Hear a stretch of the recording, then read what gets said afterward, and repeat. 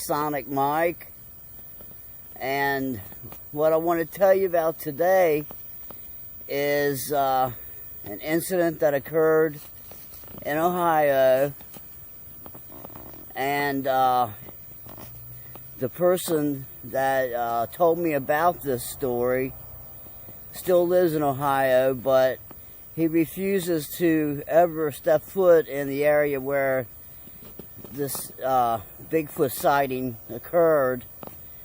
So I'm here to brave it out and show you the area where it happened and tell you about the story.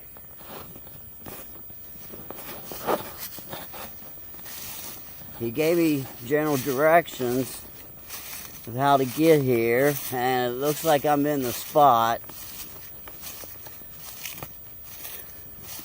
Now, back when this occurred, there was an old Victorian two-story house back here in the woods, but it burned down a couple years ago apparently, and there's nothing here but the foundation. And that's what I'm going to try to find right now. Here we are at the foundation where the old house used to sit. And right here is where the well was located. Luckily somebody's covered it up to keep people from falling in it.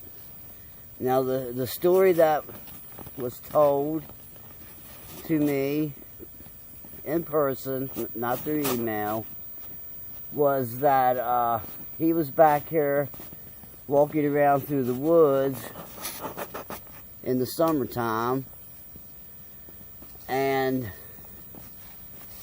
he was walking back here where the pond is. Someplace back here is an old pond.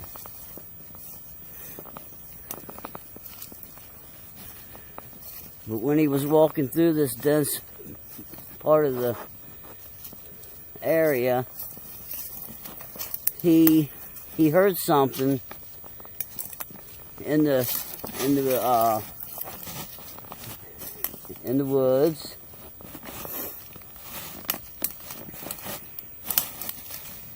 He could hear something walking. And since it was summertime, he couldn't see past the all the weeds that were back here. But he said whatever was walking sounded pretty big. At first he thought it was a person.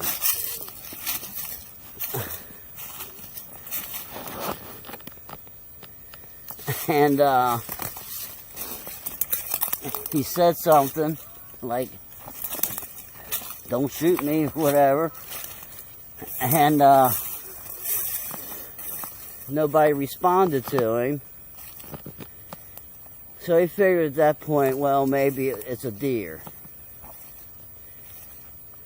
And he stopped walking, and when he did, the footsteps stopped too.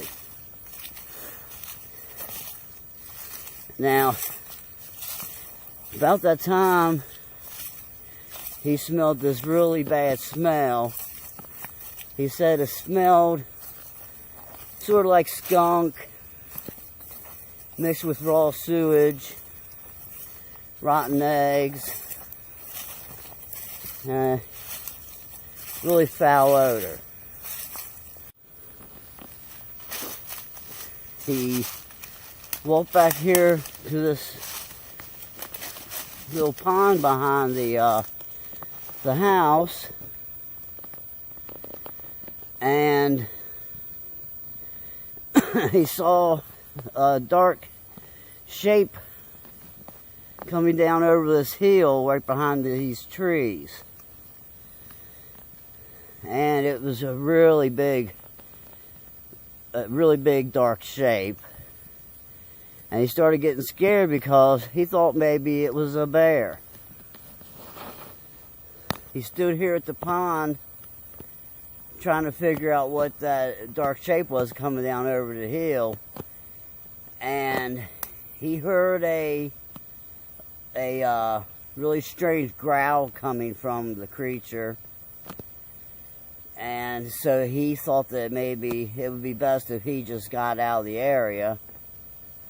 And he started to walk away. But when he did, the creature followed him. And in his panic to get out of the woods, he lost track of where he was, got a little lost.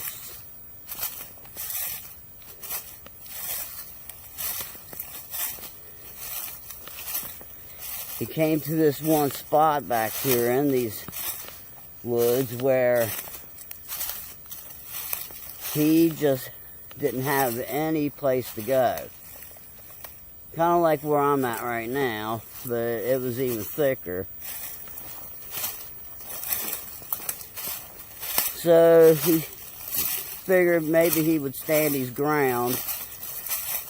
He knew if it was a bear that he shouldn't run from it. So he stood still, stood his ground. And he heard the creature go right through the pond. He could hear it splashing. And it came down to where he was. And boy, was he surprised when it did get there, because what was standing in front of him was a big, hairy creature that looked like a mix between a person and a giant ape. He said the face on it was the oddest thing. It didn't look like an animal. It didn't look anything like an ape. What it looked like was a person. A person with a lot of hair, but a person nonetheless. He said that he was so scared that he couldn't move. But he did remember that he had his cell phone on him. And he thought, well, I'm going to get one of the best pictures anyone has ever taken of Bigfoot. And he proceeded to pull his cell phone out from his pocket. But when he did, he was in for another surprise. Because he heard something talking to him, but he said it sounded like it came from inside his head. Telepathic. And what the message was, it said, "Do not take a picture of me or you'll regret it." And he said that he immediately put his camera back in his pocket.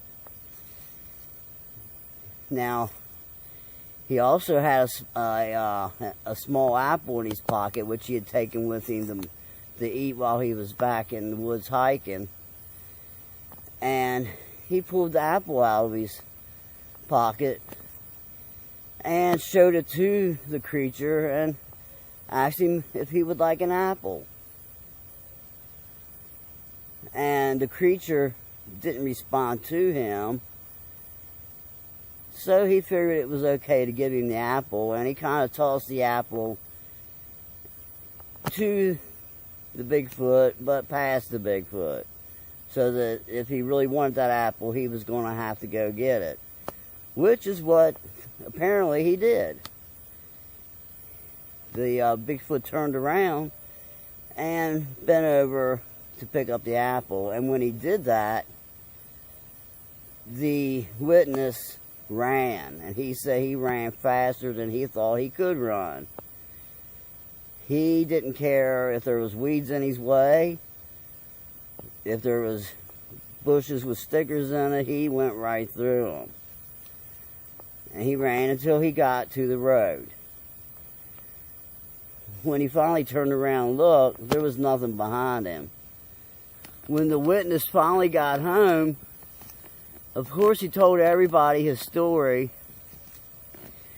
And he said he was going to contact the newspapers and tell them, but he decided not to because he didn't want to be ridiculed in the neighborhood, which is what a lot of people feel after sighting a Bigfoot. So that's normal.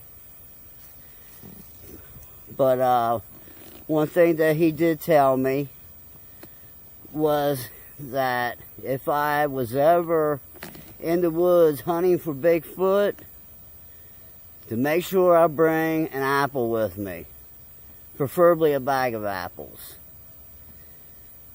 And maybe that'll keep you from getting abducted and taken to their cave or eaten for lunch. Or dead in Ohio.